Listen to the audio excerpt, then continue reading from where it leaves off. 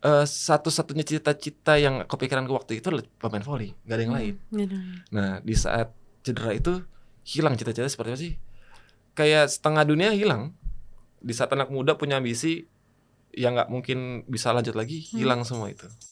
Hey kawan, apa kabar? Kembali lagi bersama Niraya Moti. Kesedihan kalian obrolin aja.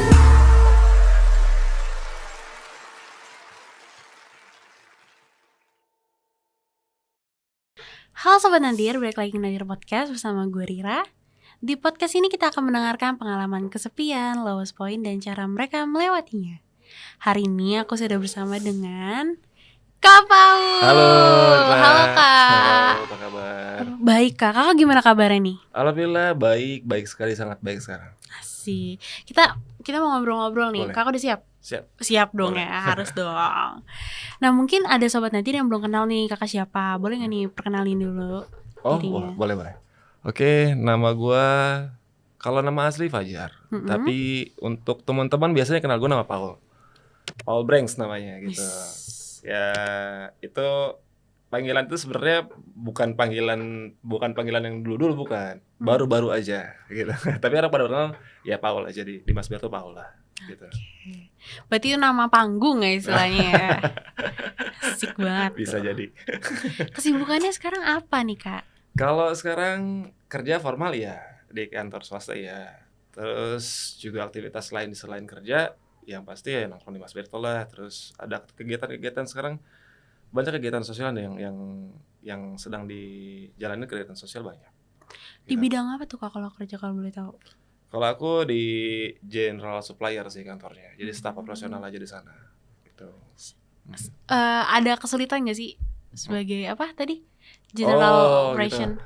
Kalau kesulitan pasti ya. Kalau kita dengan kondisi fisik yang sekarang ini memang kalau masuk ke dunia formal pasti banyak kesulitannya. Jadi kalau masuk ke dunia formal kita dituntut untuk menutupi yang pasti menutupi penampilan gitu. Kita nggak bisa dengan penampilan yang kayak sekarang nih masuk ke dunia formal tuh jarang sekali diterima gitu, kecuali dalam hal tertentu ya. Bidang industri tertentu memang iya, cuman kalau seperti aku nih kayak kerja formal ya nggak bisa.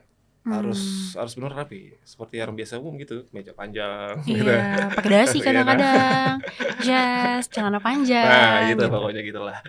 Itu salah satu kesulitannya ya. Okay. Kegiatan sosial apa aja sih Kak yang lagi kakak jalan ini akhir-akhir ini? Sekarang kegiatan sosialnya itu kita ada Jumat Berkah. Itu di bawah naungan Mas Berto dan jemaat-jemaat setempat ya. Di daerah kita tuh namanya Bojongkulur. Itu kita aktif setiap Jumat itu Jumat Berkah. Lalu ada kegiatan yang lain seperti ya spiritual lah, religius lah, maksudnya gitu. Ada pengajian juga rutin. Terus ada kita juga punya teman-teman di sana, kebetulan juga dekat dengan ustadz gitu. Akhirnya kita bisa sharing atau bisa teman-teman yang pengen ya berkata sharing tentang segala sesuatu yang berhubungan dengan iman, ya sekarang bisa di sana Mas Berto gitu kegiatannya. Jadi banyak lah gitu. Berarti kegiatan sosialnya masih sama Mas Berto juga ya? Betul. Jadi karena memang kehidupanku tuh cuma dua sebenarnya. Rumah pertama itu ya rumah dan kantor. Rumah kedua Mas Berto. Jadi banyak waktu juga di Mas Berto, lebih banyak sebenarnya sekarang ini dibandingkan kemarin gitu. Asik. Ada kesibukan lain nggak nih Kak selain itu? Kalau kesibukan lain selain di Mas Berto, kantor, itu juga paling yang produktif ya nggak, paling main-main aja sih. Gitu. Main ya? Ya kalau yang produktif kerja atau produktif menghasilkan profit gitu ya nggak. Paling main-main aja kesana sini, nongkrong ke acara sana sini gitu. Gitu. Udah enjoy lah ya. Nah, enjoy. Sisanya abis kerja kita enjoy. Fasenya udah lewat lah ya. By the way, kakak ada hobi nggak Kak? Ada lah beberapa. Aku punya hobi, pertama itu aku biasa main volley dulu. Gitu. Jadi aku main volley, aku juga bisa main alat musik, dan dua-duanya juga. Tapi ya sudah lama aku tinggalkan karena memang banyak hal tertentu yang kenapa aku bisa tinggalkan itu gitu. Oke. Namanya volley nih Kak. Kakak nih aku denger tadi Kakak tuh udah pernah jadi atlet ya hitungannya ya? Ya sebenarnya hampir dulunya gitu karena di klub sendiri sudah prestasi kan. Jadi waktu itu sudah hampir kita ikut kualifikasi, sudah main sana sini. Tapi ya takdir Allah lah ya. Jadi berhenti tengah jalan gitu ya. Mulai dari situ ya awal-awal akhirnya bisa kayak sekarang jadi kita membentuk diri yang sekarang ya karena kegagalan kemarin itu. Baik. Gitu. Terus alat musik, musik ya, suka musik ya? Suka musik apa tuh Kak genrenya? Kalau sekarang sih semuanya hampir suka ya, karena banyak ketemu orang di Mas Berto itu berbagai macam Campur-campur. Tapi kalau dulu suka dengan reggae, ska, suka gitu. Lebih kepada ke situ sih dulu mudanya. Gitu. Tapi bisa main alat musik Kak? Kebetulan bisa. Kebetulan aku dulu pegang alat tiup ya, trompet lah ya jelasnya. Gitu. Kalau trompet itu kan katanya harus olahraga, ya kan? Betul. Karena harus ngatur nafas. Gitu. Itu susah loh kalau menurut aku ya. Sebagai yang nggak bisa main alat musik itu susah sih. Dulu kalau tahun-tahun 98 itu, 99 itu waktu aku pertama kenal itu atau main musik itu, kan nggak banyak perumahan ya. Jadi perumahan kami dulu itu sekeliling itu hampir sawah. Jadi kalau main trompet, latihan trompet itu ya di pinggir sawah. nggak mengganggu orang gitu kan. Kalau di rumah udah pasti kalau yang tetangga komplain kan karena suara kencang sekali gitu. Iya, kalau trompet kencang banget sih. Kecilnya tuh bisa kayak sampai keluar gitu istilahnya. gitu. Betul. Selain trompet tuh Kak ada yang lain nggak? Aku dulu bisa. Ya, bukan dulu sih. Sampai sekarang juga bisa main gitar. Cuman tidak ahli lah, hanya bisa. Gitu. Satu lagu, dua lagu gitu. Kalau buat ngeri-ngeri perempuan bisa sih. Ntar lagunya udah beda lagi nih lagunya. Langsung lagu siapa ya? Dewa. Asik sih. Bagus. Mungkin kita masuk ya Kak ke topiknya podcast. Pertama nih aku pengen nanya nih, kayak ada gak sih Kak kayak keterkaitan antara kesepian sama hobi-hobi yang pernah Kakak jalanin? Ada pasti. Karena hobi itu kan ada yang ambisius, ada yang enggak. Yes. Nah, kalau ambisius berarti kita melakukan aktivitas yang kita suka itu bersaing dengan sesuatu. Iya. Atau ingin mencapai sesuatu yang tertinggi misalnya gitu. Ya hampir semua mungkin, tapi tidak semua hobi bisa punya ambisi kayak gitu. Mungkin aku punya waktu itu. Di saat aku masih muda belum nikah lah. Iya. Masih ya hitungannya remaja, beranjak dewasa kan gitu kan. Nah, itu sangat ambisius memang. Segala sesuatu yang kita lakukan, baik itu hobi atau ya mungkin secara edukasi formal gitu, ya ambisius, pengennya paling puncak. Harus dapat gitu ya gitu, semua gitu. Apa tuh ya Kak yang dulu pengen didapetin sama Kakak? Yang pasti pengen jadi atlet banget dulu. Pengen menunjukkan diri bahwa aku paling oke gitu dalam bidang ini, yang dalam hobiku itu. Yang terutama volley lah, terutama olahraga lah gitu. Tapi ya itu juga awal dari dimana anak muda punya ambisi yang tiba-tiba langsung hilang. Langsung jatuh gitu. Jadi ya aku pikir itu pengalaman titik aku untuk banyak hal merubah dalam hidupku itu. Kenapa tuh Kak kalau boleh tahu Kak? Aku di saat hobiku itu berprestasi, di saat itulah juga aku harus berhenti. Kenapa berhentinya Kak? Aku cedera parah waktu itu. Di saat di tengah pertandingan aku cedera parah. Karena satu, aku terlalu memaksakan diriku untuk berlatih keras. Lalu terlalu memaksakan pertandingan yang terlalu banyak gitu tanpa istirahat. Jadi di saat pertandingan terakhir aku ingat sekali itu aku sudah kelelahan dengan pertandingan yang sudah banyak yang dilaluin, berbagai kota kan waktu itu, nggak cuma di Jakarta aja waktu itu gitu. Sempat ke Banten, terus terakhir ke Cirebon, baru balik ke Jakarta. Nah disitulah sampai Jakarta nggak istirahat berhari-hari, 1-2 hari langsung main lagi. Nah jadi sangat kelelahan sehingga kondisi fisiknya sangat jatuh kan, menurun. Nah jadi di saat terjadi kecelakaan dalam lapangan, Mm-mm. tubuhku nggak kuat untuk menanggung itu, gitu. Jadi aku cedera parah di bagian lutut yang tidak bisa diobati sama tukang urut waktu itu. Mm-mm. Dan salah satunya bisa itu karena harus operasi waktu itu. Bagus Nah, gitu ya. tapi keterbatasan biaya dan apa ya, aku pikir aku masih punya harapan, sembuh biasa aja gitu kan. Tapi ternyata memang parah. Otot tendon di lutut yang paling besar itu robek. Sehingga serabut-serabut yang kecil itu lepas dari tempurung dengan ininya, dengan apa ya, dengan tulang pahanya gitu. Jadi sampai sekarang pun aku masih merasakan itu. Masih agak nyeri-nyeri gitu ya. Dan sudah sangat tidak mungkin menjadi atlet kembali. Iya, Gitu. karena kan nggak boleh cedera kalau atlet. Nah, itu dia. Salahnya mungkin kalau dulu kan nggak ada aturan. Maksudnya kita ngerasa kita baik, oke, gitu. Gas, latihan keras, main dan segala macam, tidak ada pola-pola yang benar lah dalam melakukan latihan gitu kan. Hanya sekedar ya udah, yang penting kita bisa. Nah, apalagi dulu kan nggak ada kita apa ya, informasinya kayak sekarang kan Google gitu ya. Iya, yang bagus gimana latihan gitu ya. Sekarang kan dulu kan nggak ada gitu. Hanya sekedar ke teman-teman, yang bagus gimana latihan? Gimana nih? Enaknya gimana? Begini ya udah lakuin ya. Terus yang satu lagi gini. Jadi semua campur aduk. Nah, yang nggak kuat adalah tubuh sendiri ternyata. Iya. Ambisinya kuat, pengen ngejalanin semua latihan, tapi ternyata memang kondisi fisiknya nggak kuat di situ. Nah, itulah terjadi akhirnya cedera berat gitu kan. Akhirnya berhentilah. Tapi pada saat kakak tahu kalau kakak udah gak bisa jadi atlet nih, perasaan kakak gimana? Tadi lagi ambisi banget lah ya, lagi semangat, lagi punya tujuan, seperti halnya.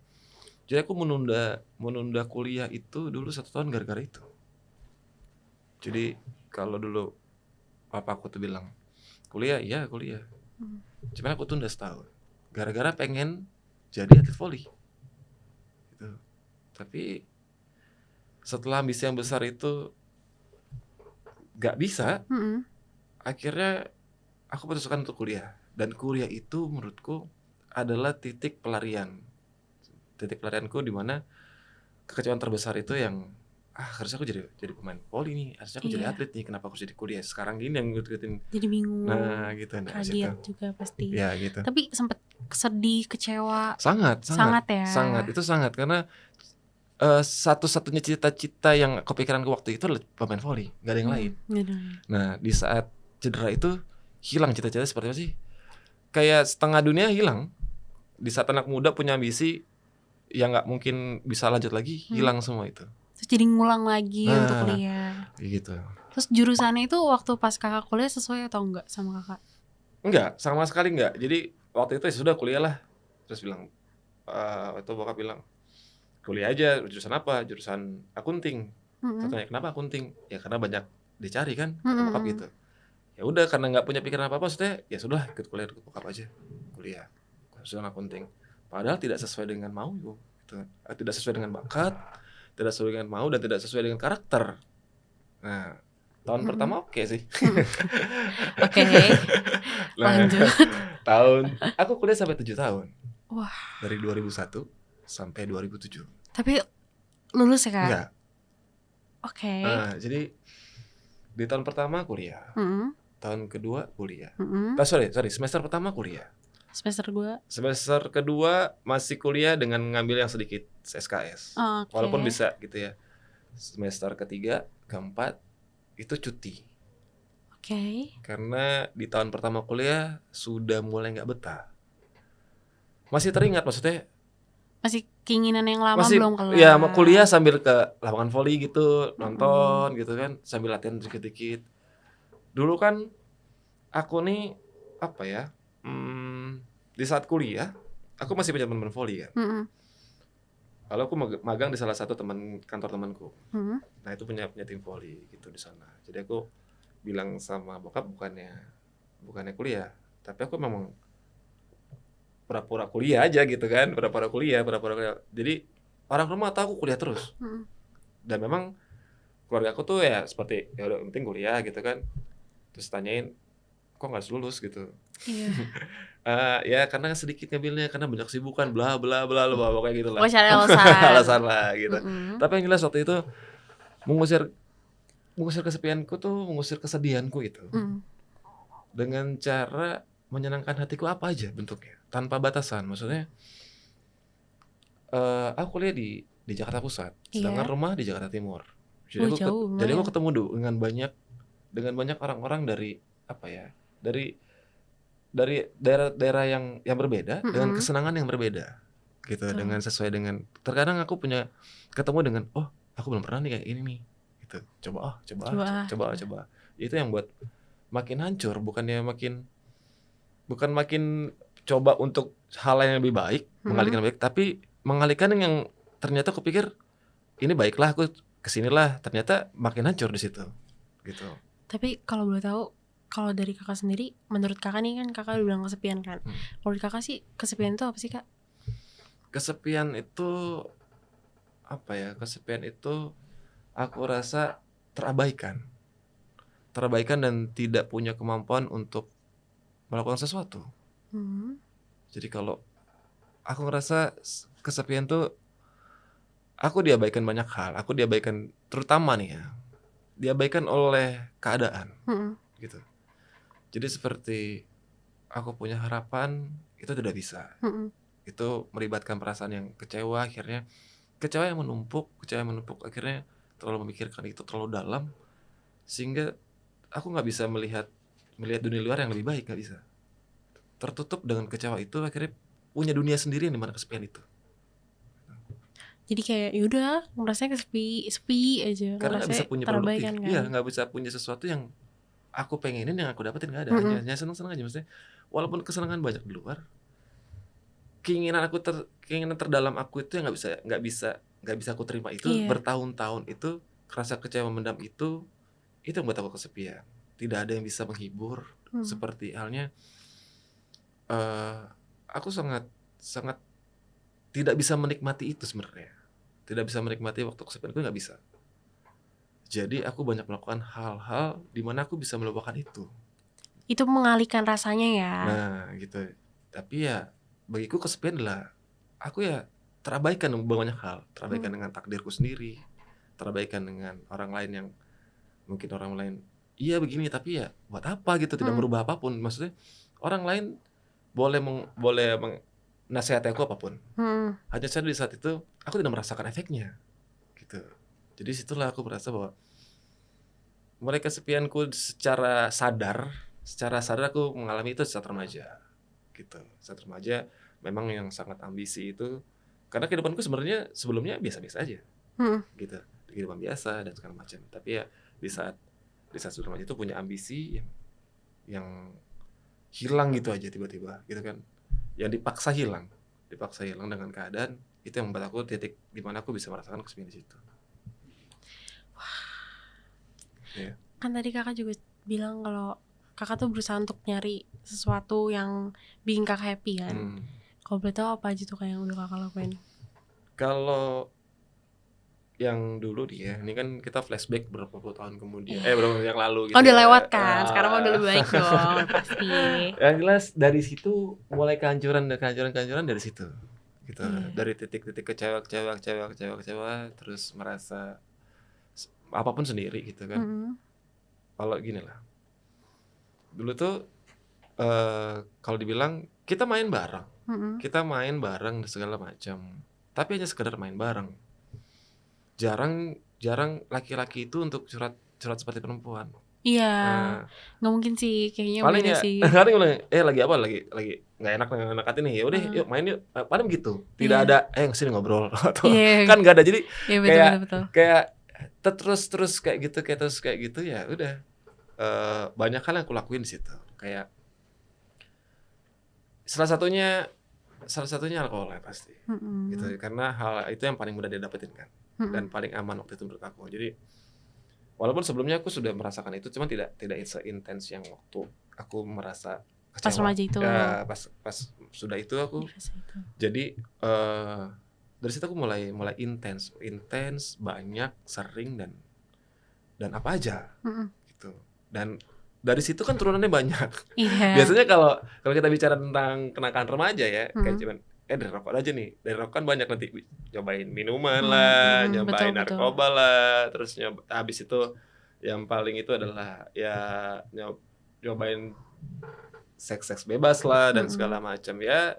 Hampir semua sih aku pernah ngerasain itu.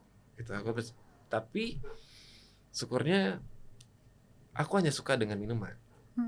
Nyobain semua. Yang aku paling terima dan nyaman adalah minuman aja. Sehingga aku dulu itu kecanduan. Dari tubuhku bagus hingga tubuhku hancur-hancuran, ya gara-gara minuman. Gitu. Atlet, Bo. Udah pasti beda ya, Bo. Iya. Gitu. Tapi kalau kan kakak flashback nih tadi. Kalau kakak inget-inget lagi perasaan kakak kalau sekarang ini perasaan kakak untuk apa? Jadi susah ngomongnya.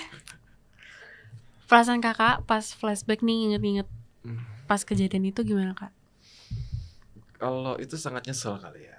Karena dulu kan nggak ada yang bisa buat sharing kayak sekarang gitu.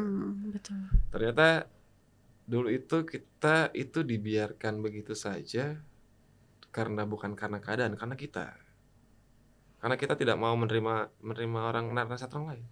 Iya. Jadi dulu itu kita pengen bebas kan. Iya. Pengennya segera mungkin tidak pengen rasa sakit itu ada. Kesepian itu tidak ada. Jadi bete dikit di rumah, yuk cabut. Iya. Jadi menghalalkan segala cara bosen dikit di kelas, di kampus, yuk cabut gitu kan. Jadi banyak hal yang dilewatin. Kayak ternyata itu tambah lama sebenarnya itu kayak racun aja sih. Kayak kamu tuh nggak bakalan sadar bahwa itu kamu bakal masuk jurang terus, masuk ke lubang yang paling dalam yang nggak pernah kamu temuin nanti, gelap gitu maksudnya. Masuk terus dengan itu semua.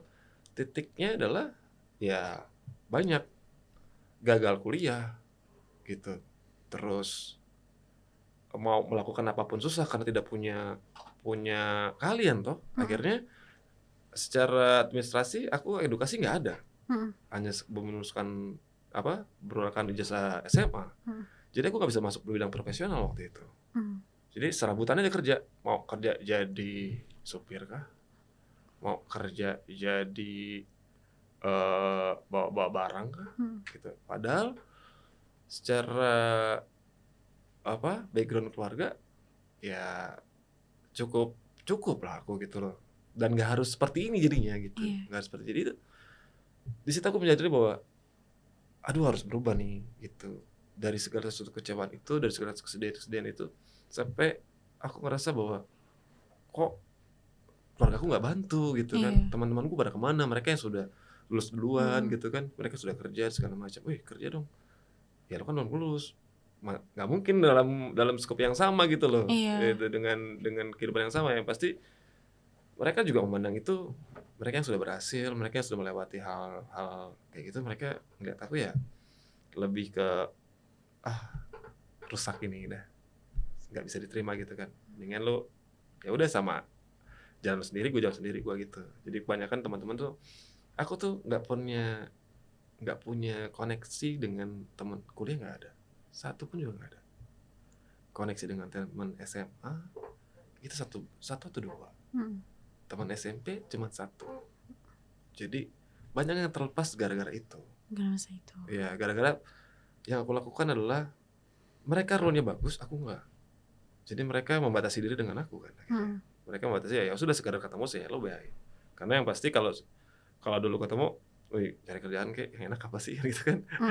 Terus tanya begini, ya nggak bisa lah, kantor gue begini ya. Akhirnya aku mencari semua itu sendiri, berjalan sendiri, melewati sendiri gitu. Kayak seperti nggak ada yang bantu, padahal bukan nggak ada yang bantu, tapi aku sendiri yang melakukan itu.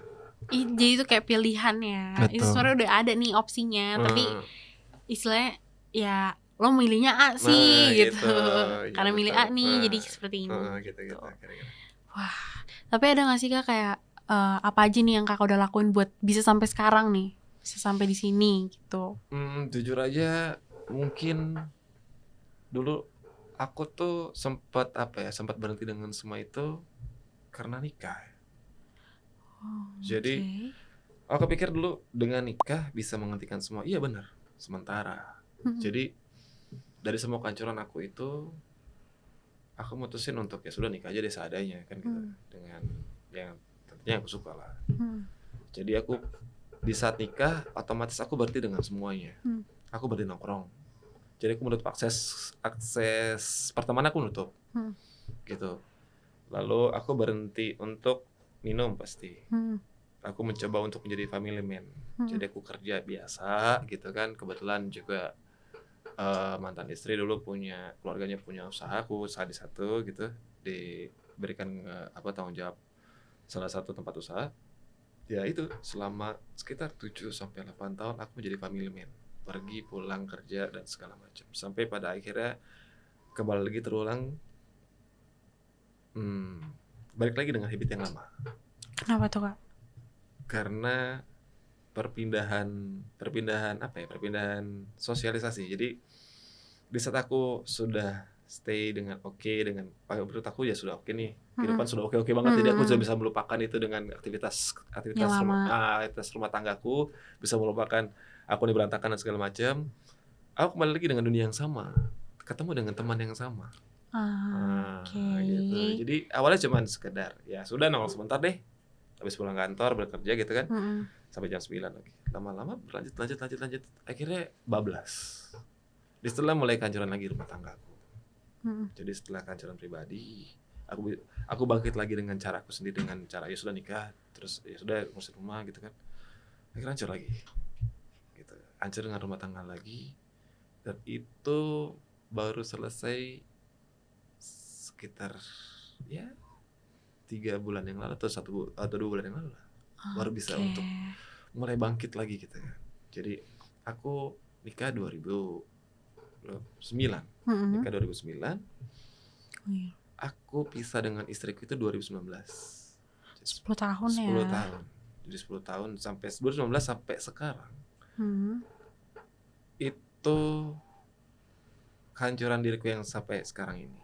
Maksudnya aku seperti sekarang ini adalah lebih banyak mengalami fase di mana rumah tanggaku berantakan. Gitu. Jadi aku ngerasa bahwa sekarang ini aku lebih dekat dengan ya tadi aktivitas sosial, aktivitas spiritual tuh. Aku menemukan itu panjang gitu loh. Prosesnya panjang. Kecewaku tuh nggak selesai gitu loh. Kesedihanku tuh sudah berentetan kayak kok keulang lagi, kok jatuh lagi, kok bisa sebodoh ini kan gitu, kok bisa banyak hal yang aku korbanin sekarang gitu sampai sekarang. Tapi dari semua pengalaman ini kakak ada nggak sih lowest point-nya? Ya ada lah pasti. Gimana tuh kak kalau boleh ceritain? Ya akhirnya aku terakhir itu ngerasa bahwa semua dunia hancur adalah dimana aku kehilangan banyak hal. Kehilangan banyak hal adalah kehilangan kehancuran keluarga, kehancuran secara finansial, kehancuran secara pertemanan, gitu. Apalagi anak-anak setelah pisah kan sama aku semua. Jadi istriku pergi, gitu. Di saat aku benar-benar ngerasa bahwa semua beban dunia itu sama aku, semua beban tanggung jawab permasalahan apapun yang dilakukan sama istriku dan aku atau segala sesuatunya itu semua di aku. Gitu. Jadi itu dimana titik aku ngerasa ya Tuhan gak kuat ini gitu. Aku ngerasa bahwa aku harus kemana. Waktu itu aku belum ngerasa bahwa solusinya ada di dalam diriku sendiri. Tetap balik lagi. Aku lebih alkoholik, aku lebih gila lagi, aku lebih senang lagi sampai semua terabaikan. Kalau dulu mungkin di saat remaja dulu atau di saat muda dulu personal, aku nggak ada orang-orang lain. Aku nggak mau melibatkan keluarga aku, kayak aku ngeliat anakku tidur gitu kan, nggak melibatkan perasaan itu. Sekarang ini kayak aku melibatkan perasaan itu dan sangat menyedihkan. Mungkin kalau semua orang tahu lah, mungkin banyak orang yang sudah ngerasain bahwa single tuh nggak enak gitu, mengurus segala sesuatunya nggak enak. Dan paling gak enak adalah melihat muka anak-anak. Kesedihan itu seperti mereka sih sebenarnya biasa aja. Cuman kita seperti halnya larut dalam pikiran, ya Tuhan, ini kasihan sekali anak-anak ini. Kenapa sih Pasti. gara-gara aku yang begini, kesalahan orang tuanya sampai anak seperti ini. Gitu. Itulah titik poinnya loh poin itu. Tapi kalau boleh tahu anak-anak kakak masih kecil ya? Waktu pisah itu anakku yang paling kecil tuh umur 3 tahun ya. Yang paling besar? Yang paling besar tuh SD kelas 5 kelas 4 ya. Iya, masih Gitu. kecil. Masih kecil. Jadi aku mengurus 3 anak kecil waktu itu. Dan cowok loh aku. Bukannya cewek. Jadi Iya. dari tiba-tiba yang tidak bisa mandiin anak, terus Belajar. cobain anak, belajar segala macam. Aku harus paksa untuk itu. Pulang kantor pasti pulang. Jadi otomatis dulu aku nggak pernah nginep. Aku nggak pernah mau jam 1, jam 2, jam 3, jam 4 aku pasti pulang. Pasti pulang. Pikiranku adalah anak-anak harus ngeliat aku. Tapi dasarnya nggak pengaruh juga. Aku datang anak-anak sudah tidur. Udah malam ya soalnya. Aku berangkat kantor, anak-anak masih tidur, aku sudah berangkat kantor. Jadi setiap aku pulang, aku melihat anakku dalam keadaan yang nggak ada ibunya. Terkadang dia masih belum makan, belum mandi dan segala macam. Itu hancur. Hati bapak yang paling kuat itu adalah dia bisa menahan kehancuran seperti itu. Nutupin. Jadi aku nggak pernah cerita segala sesuatu rumah tanggaku dengan orang lain, nggak pernah. Mereka nyata, pisah. Tapi seberat apapun aku nggak pernah cerita. Dan sesedih apapun aku nggak bisa cerita. Gitu. Karena ya itu tadi, kita hidup di dunia yang sama-sama cowok. Komunitas yang sekarang ini aku jadi adalah kebanyakan cowok. Sama-sama menunjukkan ya kuat apapun yang terjadi gitu kan, jangan cengeng gitu. Jadi banyak hal yang aku tutupi, banyak hal yang itu bukan aku sebenarnya. Aku sebenarnya pengen, aku sedih loh gitu, cuman mau kemana gitu kan. Temanku semua ya tampangnya lebih sangar. Nggak mungkin dengan cerita yang mewek-mewek kayak begini, mewek juga. Ada juga minum terus ya sudah ngomongin yang lain, lupa gitu. Jadi tidak bisa keluar, kesedihannya nggak bisa keluar. Di situ aja. Selalu kayak gitu. Iya, kayak gitu. Baiklah. By the way Kak, ada gak sih hikmah apa aja nih yang udah kakak ambil dari masalah remaja sampai sekarang? Banyak ya. Sekarang ini mungkin aku bisa ceritain yang sekarang, aktivitas yang sekarang dulu biar biar tuntutan kemarin itu kenapa aku bisa. Karena aku bisa lebih tenang sekarang. Lebih lebih menerima keadaan sekarang gitu. Jadi setiap masalah dulu aku hadapi dengan kesenangan.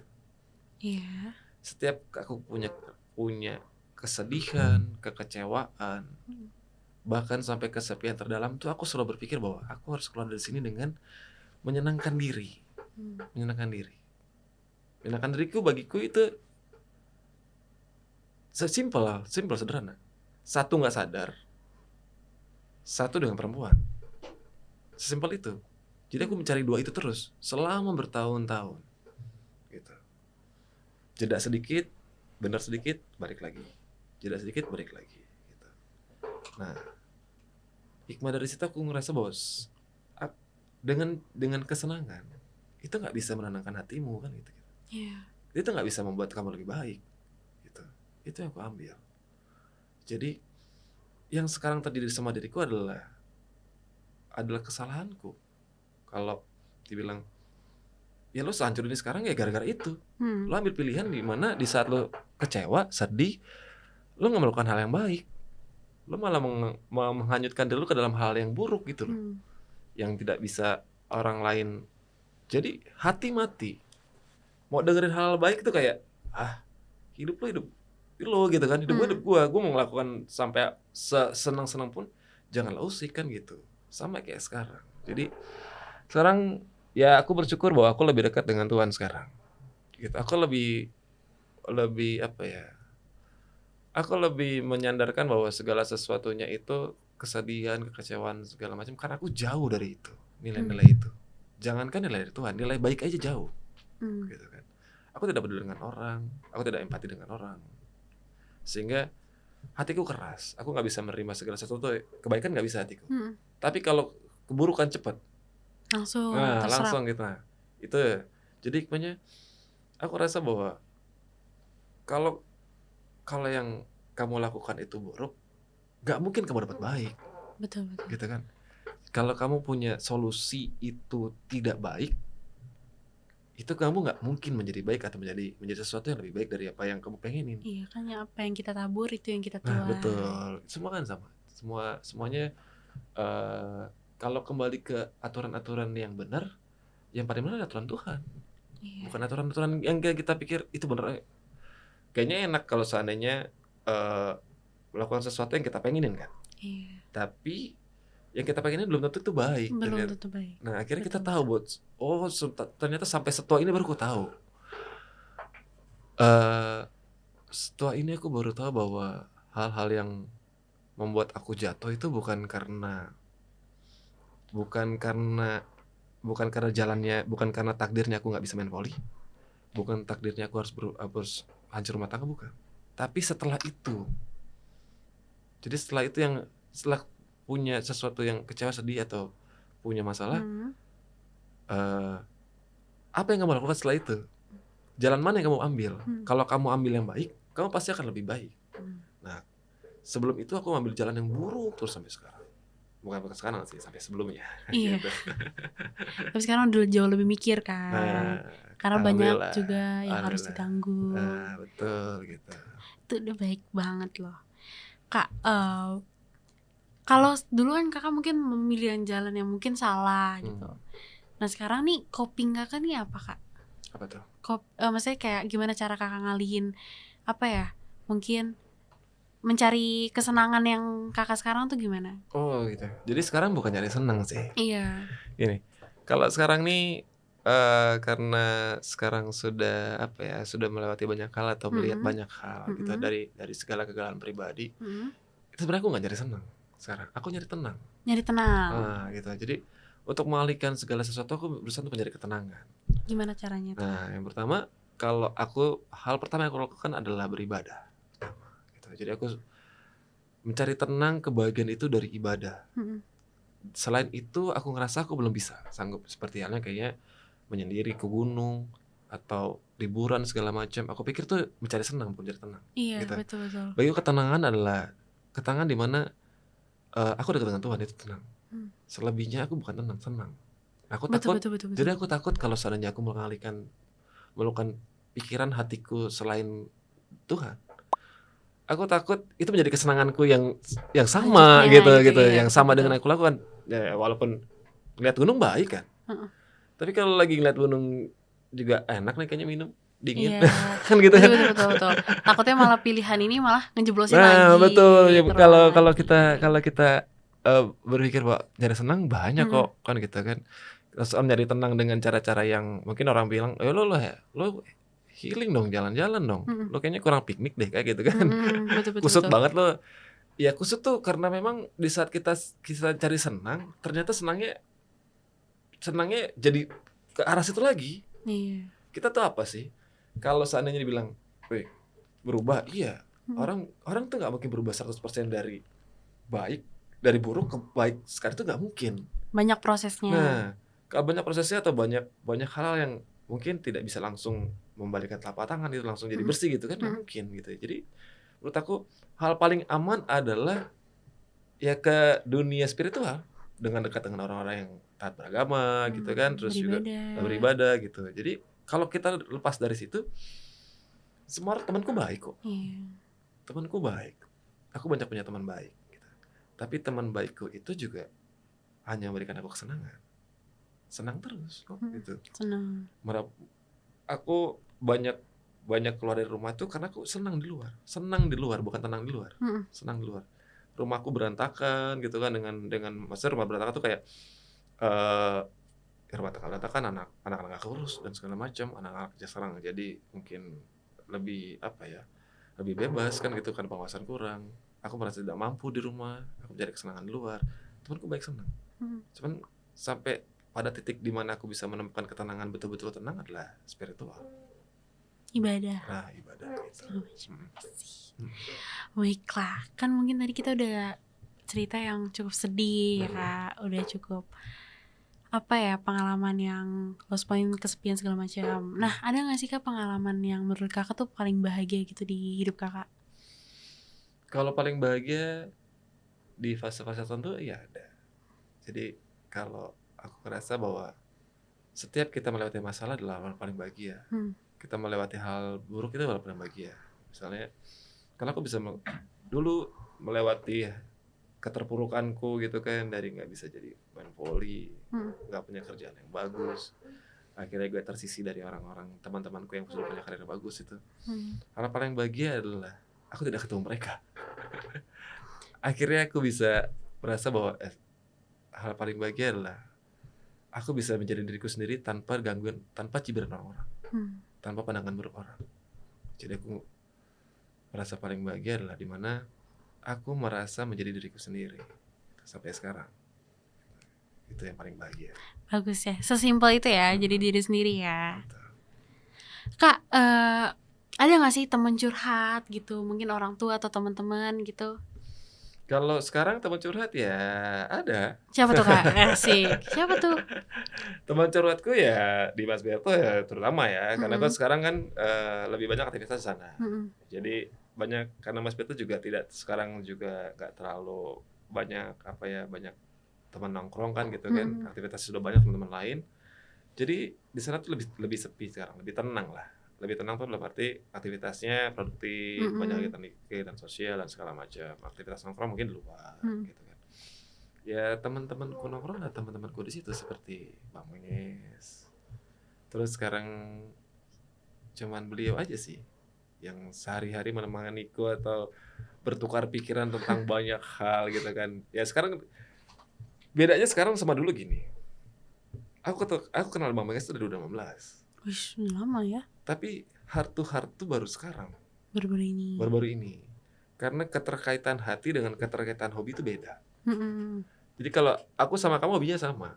Cuma aku belum tentu bisa curhat balik sama kamu, belum. Betul. Walaupun kita bertahun-tahun kenalan atau teman atau kita suka dengan aktivitas yang bareng gitu. Iya, betul. Aku baru bisa sehati atau merasakan hati satu sama lain itu ya sekarang ini, setelah melewati banyak hal. Gitu kan. Jujur aja, di situ tempat dimana aku merasa jatuh. Di situ juga tempat sekarang itu aku merasa naik, aku merasa bahagia di situ. Gitu. Orang bilang ngapain sih nggak pulang-pulang, kan ada anak. Gitu. Tapi situ tempat aku belajar untuk memperbaiki diri. Ternyata tempat dimana titik jatuhku di situ, disitulah tempat titikku untuk bangkit lagi. Tuhan atur itu sekarang. Dan aku senang dan aku bahagia di situ. Dan temanku untuk curhat, sebagai kakakku juga lah, gitu.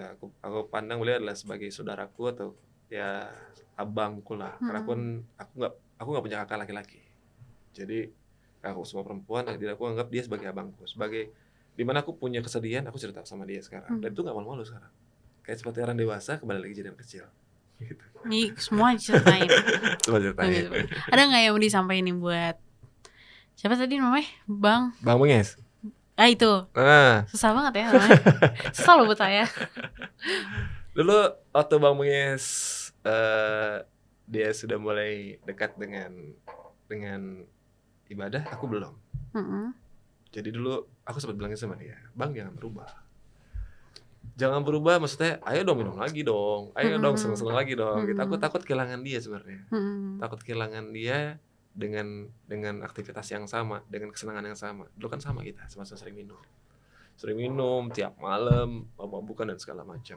Dulu aku sempat bilang sama dia di saat dia dekat dengan agama, jangan pernah berubah Bang, walaupun dekat dengan agama, tetap aja kayak gini, gitu. Ternyata salah, ternyata aku yang harus berubah. Jadi ternyata omongan itu sebenarnya dibalik lagi sekarang, Bang jangan pernah berubah dengan yang sekarang. Iya. Apapun yang Abang lakukan yang baik sekarang itu aku lebih suka yang sekarang, gitu. Jadi jangan pernah berubah yang sekarang ini, gitu. Biarkan aku yang berubah untuk mengikutinya. Gitu. Itu pesanku buat dia. Itu jalan yang lebih baik ya. Betul. Ada nggak nih yang mau disampaikan ke buat anak-anak mungkin? Secara umum kali ya. Iya, aku ngerasa boleh. bahwa pengalaman ini kan perlu dibagi dan aku sebagai yang sudah mengalami banyak hal gitu. Mungkin orang lain punya banyak permasalahan yang berbeda-beda. Sebenarnya aku tahu bahwa setiap pengalaman pahit atau kejatuhan atau kesedihan dan segala macam itu bukan akhir. Itu sebenarnya titik di mana Tuhan dekat dengan kamu. Jadi kalau kamu dalam keadaan paling sedih atau paling kecewa sedikit pun, yakin itu baru Tuhan dekat dengan kamu. Kalau kamu merasa kamu tidak sedih, tidak kecewa, tidak segala macam, itu Tuhan dari kamu sebenarnya.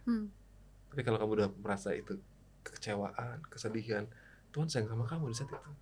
Tuhan pengen kamu ayo balik. Dan dikasih 2 pilihan. Makanya kalau bisa jangan memilih seperti yang aku pilih. Gitu. Pesannya adalah kembali kepada aturan Tuhan itu lebih baik dibandingkan aturanmu sendiri gitu.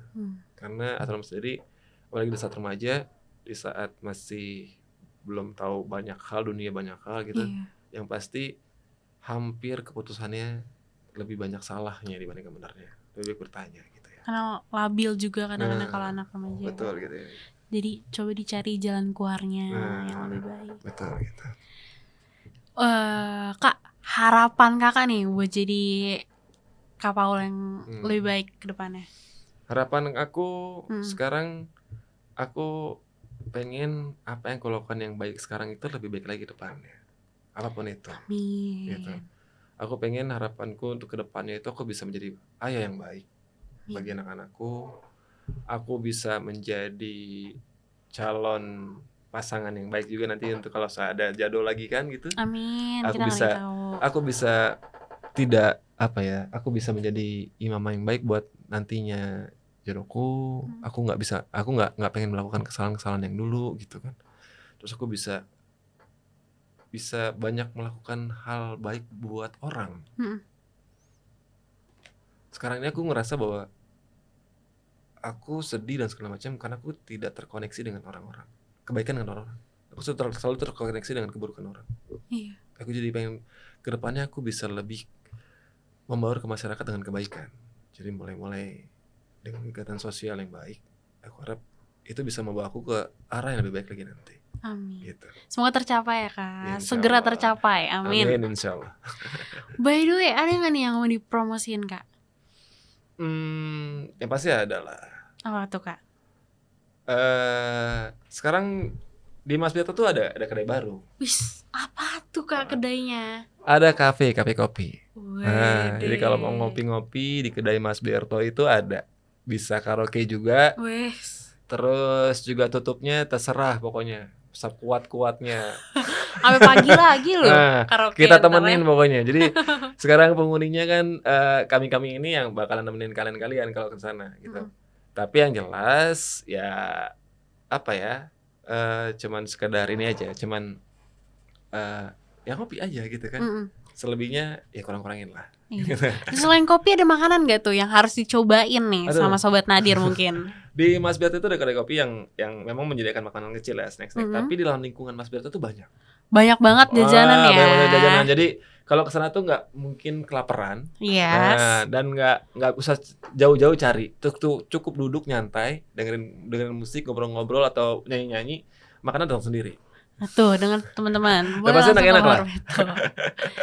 Selain itu juga bisa nato di situ ya. Betul. Jadi Mas Berto itu tetap dengan aktivitasnya nggak berubah. Ada distro, ada studio tato gitu kan, ada ya sekarang lagi pengen diproyeksi lagi ya studio musik juga tuh ada pengen Bang Menges mau bangun itu lagi gitu kan. Asik. Gitu ada studio musik juga nantinya. Terus juga sekarang ada musola lah. Alhamdulillah sekarang udah ada musola, jadi nggak jauh gitu kan. Dulu kan kita kalau mau apa-apa orang suatu mana ya, sana tuh masjid jauh gitu kan. Sekarang nggak, ya sebelah tuh ada nih di sini gitu, ada tuh gitu. teman-teman. Terus kalau ada yang mau berbagi gitu kan, sharing atau berbagi rezeki dan segala macam, di Mas Berto juga ada kegiatannya gitu kan. Jadi apapun itu ada di Mas Berto. Asik. Gitu. Tuh teman-teman boleh datang ya ke Mas Berto. Yap. Nah ini sebelum closing nih Kak, ada nggak sih Kak positive coach buat Sobat Nadir? Aku rasa semua sudah bagus ya. Mungkin ada yang bisa diambil gitu. Apa ya positive coach-nya itu mungkin Sobat Nadir ya, Sobat Nadir ya, Iya Sobat Nadir. Buat Sobat Nadir ya. Jadikan segala sesuatu yang kamu anggap jelek itu sebenarnya bukan musibah, bukan keburukan, tapi itu kebaikan. Kalau kamu bisa cari kebaikan itu, gitu. Gitu ya, pokoknya tetap teman-teman sobat Nadir. Jadi bukan berarti musibah yang kalian lagi alamin tuh suatu musibah yang mungkin menyusahkan dan menyedihkan kalian, tapi mungkin ada jalannya, ada jawabannya dari musibah tersebut. Pasti ada kebaikan dari musibah betul, itu. Pasti ada petikannya, asik. Petikan gitu. Itu menghindari kita rasa kecewa. Betul. Jadi kalau kita positive thinking, yang kita alami sekarang itu pasti ada kebaikan, dan itu juga sebagai batasan kita dalam titik terendah nantinya. Jangan sampai kita ngelewatin bahwa sangat kecewa karena tidak ada kebaikan. Itu pasti kebaikan. Itu yang membuat orang kebanyakan jatuh karena tidak bisa melihat kebaikan itu. Sangat jatuh, sangat kecewa, akhirnya banyak yang tidak bisa melewati itu. Banyak yang bunuh diri lah, banyak yang melalui segala macam lah. Yang alhamdulillah di aku sendiri pun aku berusaha belajar melihat apapun yang terjadi sama aku melihat ada kebaikan di situ. Gitu teman-teman. Makasih ya. Makasih ya Kak Paul udah ngeluangin waktunya nih buat ngobrol bareng kita. By the way, kita tuh ada sesuatu loh Kak. Asik. Wow. Ini buat Kak Paul dari makasih loh. Nadir Podcast. Bagus ya. Mungkin sebelum kita akhiri, kita foto dulu ya Kak. Siap.